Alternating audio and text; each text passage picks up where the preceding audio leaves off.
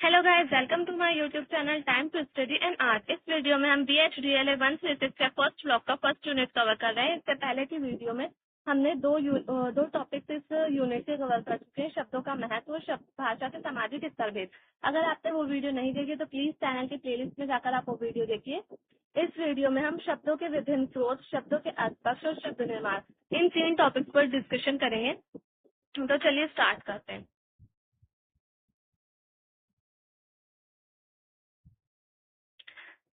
इस वीडियो का हमारा फर्स्ट टॉपिक है शब्दों के विभिन्न स्रोत या फिर शब्द भंडार, यानी कि शब्द कहाँ से लिए गए हैं हिंदी भाषा में। तो शब्दों के 4 प्रमुख स्रोत होते हैं। स्रोतों के आधार पर शब्दों के 4 प्रमुख वर्ग होते हैं। पहला होता है तत्सम, दूसरा होता है तद्भव, तीसरा होता है देशज और चौथा होता है विदेशज। ये रहे 1, 2, 3 और 4। तो पहले हम देखेंगे तत्सम शब्द। तो तत्सम शब्द जो है वो संस्कृत से आए हैं। शब्द संस्कृत के शब्द होते हैं, मैंने ऊपर पेंसिल से लिख रखा है। तत्सम शब्द होते हैं वो संस्कृत के शब्द होते हैं। तो तत् का अर्थ होता है वह और सम का अर्थ होता है जैसा ही। तो यानी कि संस्कृत से आए शब्द जो होते हैं उन्हीं को ही हम तत्सम शब्द कहते हैं। यानी कि इसमें लिखा हुआ है संस्कृत से मूल रूप में हिंदी में लाए गए शब्द। जो शब्द सीधे संस्कृत से आए हैं वे तत्सम शब्द हैं, यानी संस्कृत के समान शब्द। संस्कृत के जैसे जो शब्द होते हैं, जो शब्द सीधे संस्कृत से आ गए हैं उन्हें ही हम तत्सम शब्द कहते हैं। जैसे कि बहुत सारे शब्द हैं जो संस्कृत से हिंदी में आए हैं। जैसे यहाँ पर दे रखा है एग्जाम्पल, बालक, पर्वत, पुस्तक, विद्यार्थी, निराशा, सत्य, मैत्री, व्यवस्था, जल आदि। ये सारे संस्कृत के तत्सम शब्द हैं। ये हमारे तत्सम शब्द कहलाते हैं, संस्कृत से आए हुए शब्द हैं। अब ये जो शब्द संस्कृत से आए हैं ये ऐसे ही नहीं आ गए हैं। संस्कृत से आने के बाद इनमें हिंदी में लेने के बाद इनमें थोड़ा सा कुछ परिवर्तन हुआ है।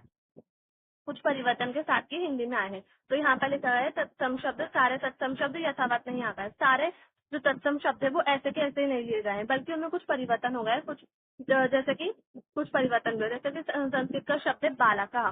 संस्कृत में बालक को बालका कहते हैं, लेकिन हिंदी में उसको बालक कहा जाता है। ऐसे ही संस्कृत में पुस्तक को पुस्तकम कहा जाता है, लेकिन हिंदी में पुस्तक कहते हैं हम लोग।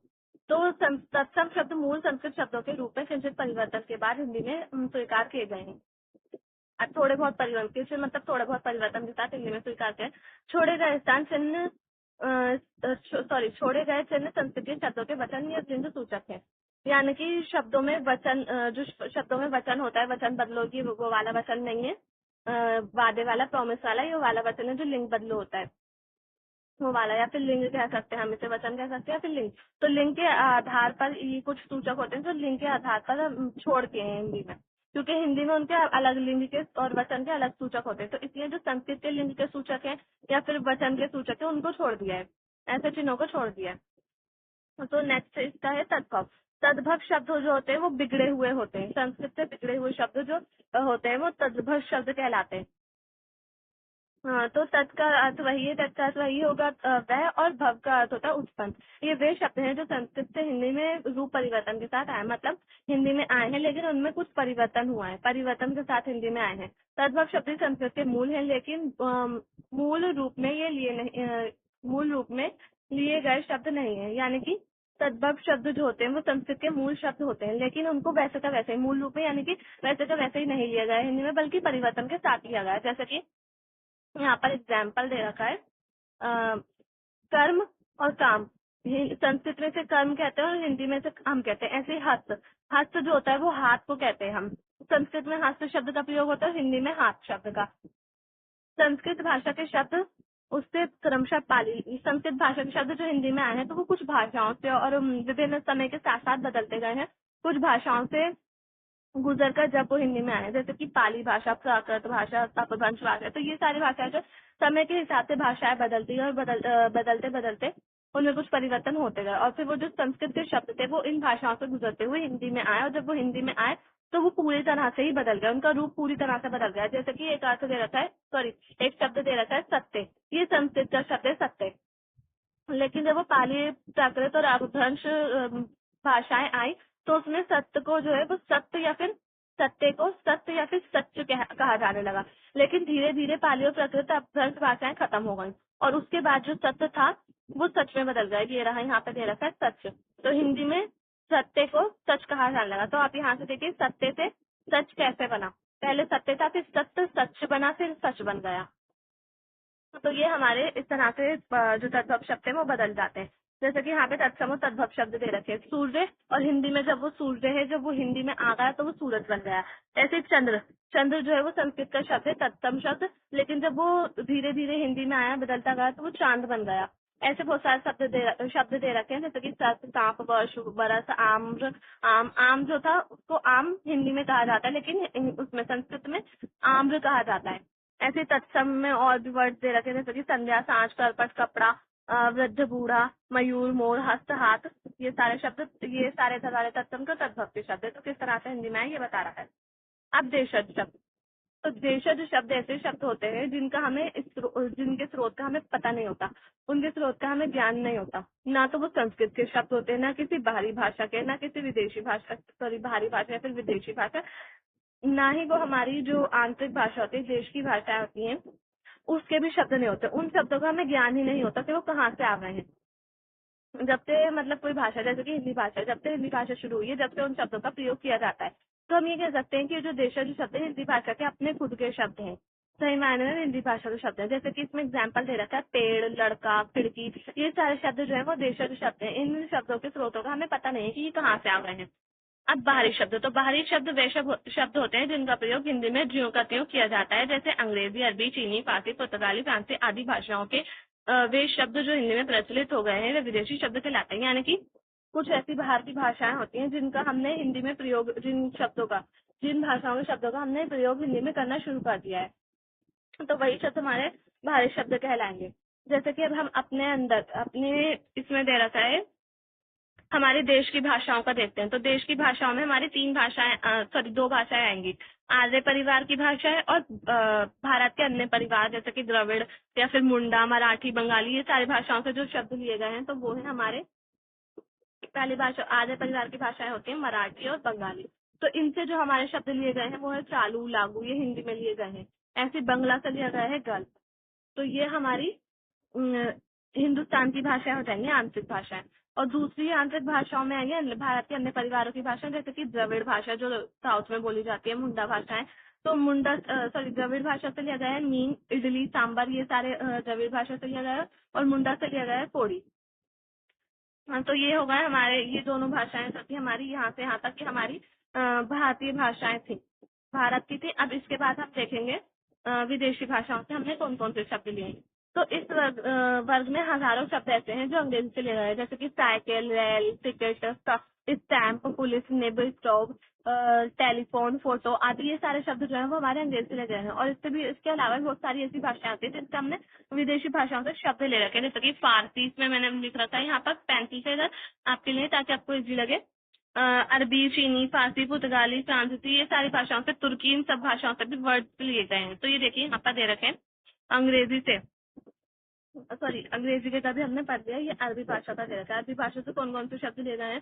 औरत, गुनाह, तकदीर, फरिश्ता, मन्नत, ताबीज, सलाम, कस्बा, ये सारे शब्द, दफ्तर, अखबार, ये अरबी भाषा के लिए गए। फिर फारसी भाषा आएगी, तो फारसी भाषा में खुदा, खजांची, खुशामद, जमीन, सरकार, सिफारिश, अंगूर, अंगूर शब्द, पर्दा, नाश्ता, नमक, ये सारे शब्द में पता भी नहीं होंगे कि जो हम यूज करते हैं वो कौन सी भाषा के, लेकिन असल में ये सारे शब्द दूसरी भाषाओं के हैं। जैसे कि गुलाब, गुलाब भी फारसी भाषा का शब्द है।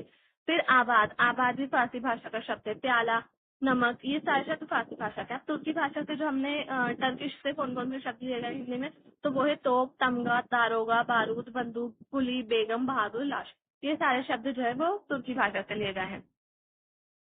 अब फ्रांसीसी भाषा के भी कुछ शब्द दे रखे, फ्रांसीसी, जापानी और पुर्तगाली से। तो फ्रांसीसी से ले रखे रेस्तरां, कूपन, कूपन, अंग्रेजी, कारतूस, ये सारे जो है वो फ्रांसीसी भाषा के शब्द हैं। फिर जापानी भाषा से हमने रिक्शा शब्द लिया है, रिक्शा जापानी भाषा का शब्द है। ऐसे पुर्तगाली, तो पुर्तगाली से बिस्कुट, कमीज, तौलिया, चाबी, काजू, चाबी, पादरी, गिरजा, ये सारे पुर्तगाली के शब्द हैं। अब ये तो होगा हमारे बाहरी शब्द। कुछ ऐसे शब्द होते हैं जिन्हें हम संकर शब्द कहते हैं। तो संकर शब्द जो होते हैं वो ऐसे शब्द होते हैं जो दो अलग अलग भाषाओं के शब्दों के योग से निर्मित हुए शब्द होते हैं। यानी कि दो अलग अलग भाषाओं के शब्द जो जुड़कर एक नया शब्द बनाते हैं, उन्हें हम संकर शब्द कहते हैं। जैसे हिंदी और संस्कृत से, यहाँ पर मैंने लिख रखा है साइड में, हिंदी और संस्कृत से बनाया गया है वर्ष गांठ। वर्ष जो है वो संस्कृत का शब्द है, गांठ हिंदी का शब्द है, तो मिलकर बन गया वर्ष गांठ। ऐसे मांग पत्र, पूंजीपति, ये सब हिंदी और संस्कृत के बनाए गए शब्द है। फिर हिंदी और अरबी और फारसी से मिलकर जो शब्द बने हैं तो वो है किताब घर, घड़ी सास, थानेदार, बैठकबाज। ये सारे हिंदी और अरबी फारसी से मिलकर बनाए गए शब्द हैं। फिर है संस्कृत और अंग्रेजी। संस्कृत और अंग्रेजी से जैसे ये रेल, यात्री। रेल अंग्रेजी का शब्द है, यात्री संस्कृत का शब्द है। ऐसे ही रेडियो, तरंग। तो रेडियो जो है वो अंग्रेजी का शब्द है, तरंग संस्कृत का। हिंदी और अंग्रेजी से जो शब्द मिलकर बने वो टिकट घर है, सिनेमा घर है और बाल गोदान है। तो ये टॉपिक हमारा यहीं पर फिनिश हो जाता है। इसके बाद चेक योर प्रोग्रेस शुरू हो जाती है। फिर नेक्स्ट टॉपिक आता है हमारा शब्दों के अर्थ पक्ष, यानी कि भाषा जो होती है उसमें शब्दों का भाषा में हर शब्द का अलग अर्थ होता है। कहीं कहीं पर शब्द का एक ही अर्थ हो सकता है, कहीं कहीं पर शब्द के अनेक अर्थ हो सकते हैं। कुछ शब्द जो होते हैं वो 2 या 3 शब्दों का एक ही अर्थ होता है, या फिर कहीं कहीं पर ऐसा होता है कि एक अर्थ के 2 या 3 शब्द होते हैं, 2 या 3 अर्थ होते हैं। तो ये हमारे आ जाएंगे यहाँ पर शब्द किस किस तरह से शब्दों के किस किस तरह से अर्थ होते हैं और क्या क्या होता है इसमें, ये देखेंगे हम अर्थ किस किस तरह से दिखाए जाते हैं। तो पहला आएगा हमारा इसमें होमोनिम्स यानी कि समरूपी शब्द। कुछ शब्दों से एक से अधिक शब्द अर्थ निकलते हैं, जैसे कि पर। तो पर के क्या क्या अर्थ हो सकते हैं, पंख, लेकिन, ऊपर, ये सारे शब्दों के अर्थ हो सकते हैं। अब ऐसे कल, तो कल में दूसरा दिन, मशीन और चैन, ये हो जाता है कल। कल के बहुत सारे अर्थ होते हैं, पर के भी बहुत सारे अर्थ होते हैं, मगर के भी बहुत सारे अर्थ होते हैं, जैसे कि लेकिन या फिर मगर एक प्राणी के लिए भी, हम मगरमच्छ के लिए भी यूज कर सकते हैं। तो भिन्न भिन्न स्रोतों या फिर भिन्न भिन्न प्रकारों से आने या बनने वाले शब्द एक जैसे लगने या लिखा जाना, यानी कि ऐसे शब्द होते हैं समरूप जो भिन्न भिन्न स्रोतों से फिर अलग अलग तरीके से आते हैं लेकिन वो एक जैसे लिखे जाते हैं, उन्हीं को ही हम समरूपी शब्द कहते हैं। उनके एक से ज्यादा अर्थ निकलते हैं ऐसे शब्दों के, जैसे कि मेल। मेल का अर्थ क्या हो जाएगा, एक तो मिलना हो जाएगा और एक हो जाएगा मित्रता। और एक मेल का अर्थ मेलगाड़ी भी हो जाएगा। फिर बरस, बरस का 1 साल हो जाएगा, संस्कृत के वर्ष से निकला है बरस। आम, आम का जो है एक फल भी हो जाएगा आम का अर्थ, और आम का अर्थ जो हो जाएगा सामान्य या फिर साधारण भी हो जाएगा। तो ये हो जाते हैं हमारे समरूपी शब्द। अब पर्यायवाची शब्द। तो पर्यायवाची शब्द जब शब्द एक से अधिक शब्दों का अर्थ समान होता है तो वो पर्यायवाची कहते हैं। लेकिन जैसे कि एक शब्द है, उसका अर्थ जो है वो बहुत सारे, मतलब अलग अलग अर्थ है उसके, अलग अलग वर्ड्स, हम उसके अर्थ के लिए अलग अलग वर्ड का यूज कर सकते हैं। बहुत सारे शब्द यूज करते हैं हम एक ही वर्ड के लिए, जैसे कि सूरज, सूर्य, भानु, रवि, दिनकर, आफताब, ये सारे शब्द हो जाएंगे हमारे पर्यायवाची। सूरज के पर्यायवाची कितने शब्द हो जाएंगे, बहुत सारे शब्द है सूर्य के, जैसे भानु, रवि, दिनकर, आफताब। तो ऐसे चंद्र, चंद्र क्या हो जाएगा, चंद्रमा, राकेश, चांद, मेहताब, निशाकर, ये सारे शब्द हो जाएंगे हमारे चांद के। अब जरूरी नहीं है कि सारे हिंदी भाषा के, अलग अलग भाषाओं के शब्द भी हो सकते हैं।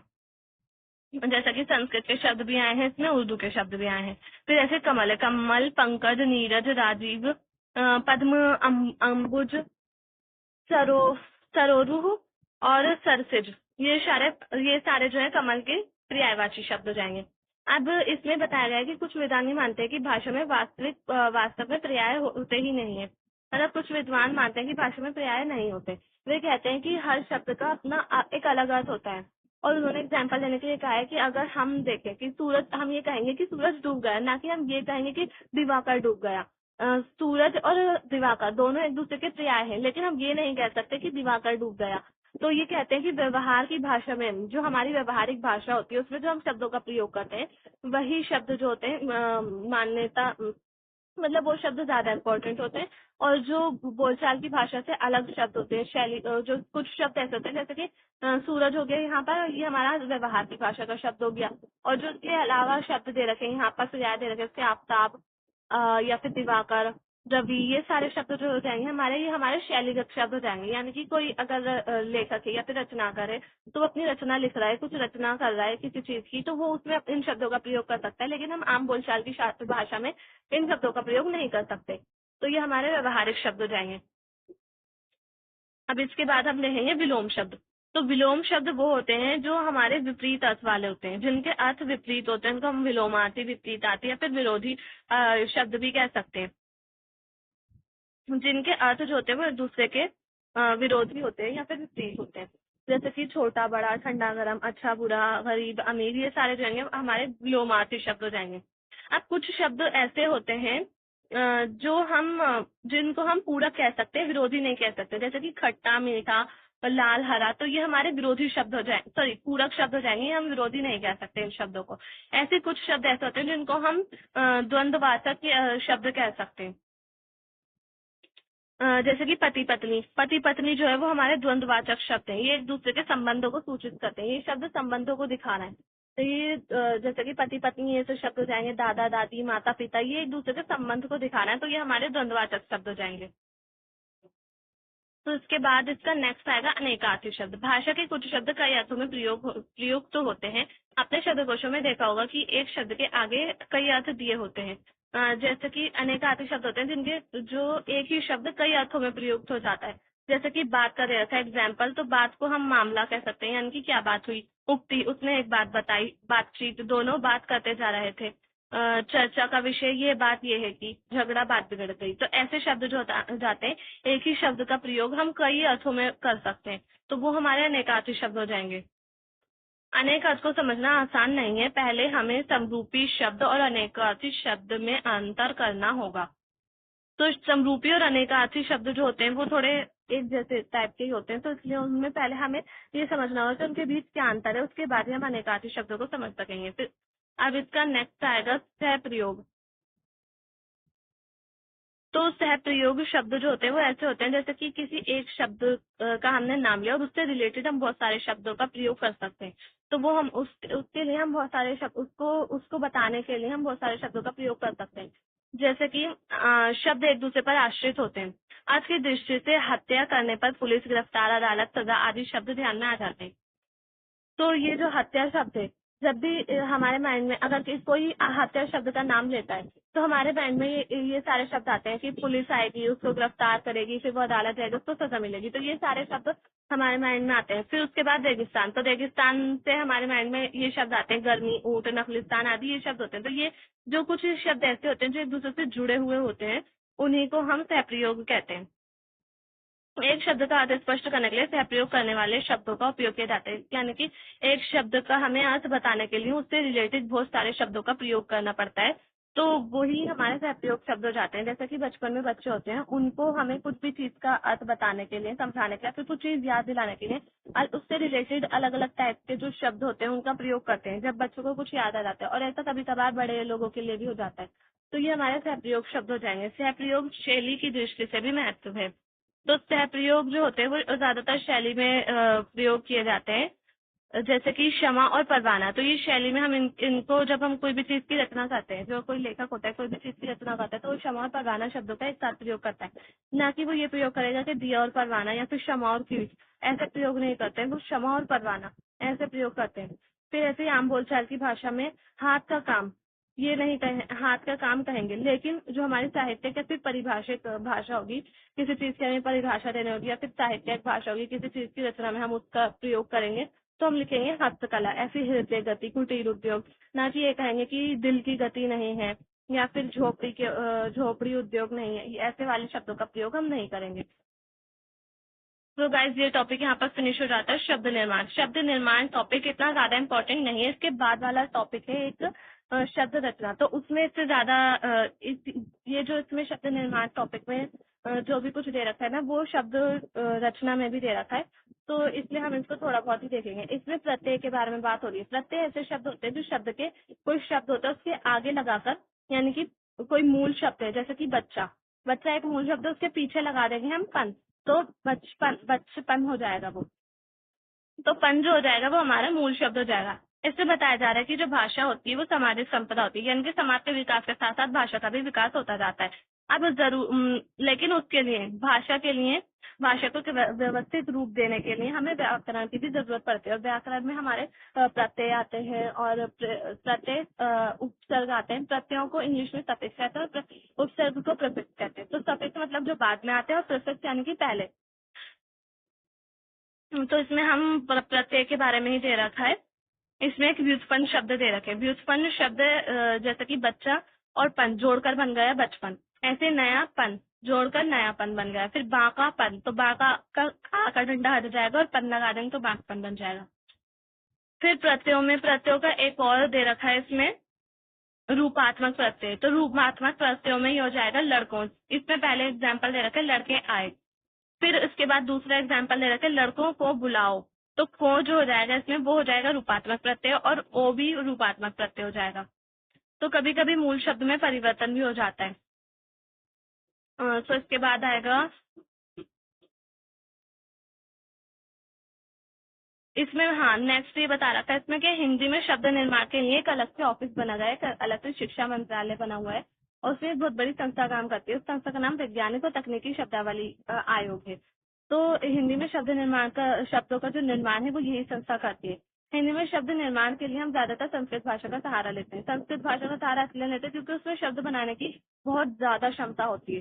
ज्यादातर संस्कृत भाषा से ही हिंदी में शब्द बनाए जाते हैं, जैसे कि कमिश्नर, कमिश्नर आयुक्त, डिप्टी कमिश्नर, उपायुक्त, हाई कमिश्नर, उच्चायुक्त। तो ये सारे संस्कृत के शब्दों का प्रयोग किया है, संस्कृत के शब्दों का, संस्कृत भाषा के शब्दों का सहारा लिया है। हाई कमीशन को उच्चायोग। तो यहाँ पर ये टॉपिक फिनिश हो जाता है, सारे जो हमारे इस वीडियो के टॉपिक थे वो सब फिनिश हो चुके हैं। अब नेक्स्ट टॉपिक है शब्द रचना, हम नेक्स्ट वीडियो में करेंगे क्योंकि वीडियो बहुत ज्यादा लेंथी हो रही है। तो अगर आपको वीडियो पसंद है तो प्लीज लाइक करें, शेयर करें, चैनल को सब्सक्राइब करना ना भूलें। थैंक्स।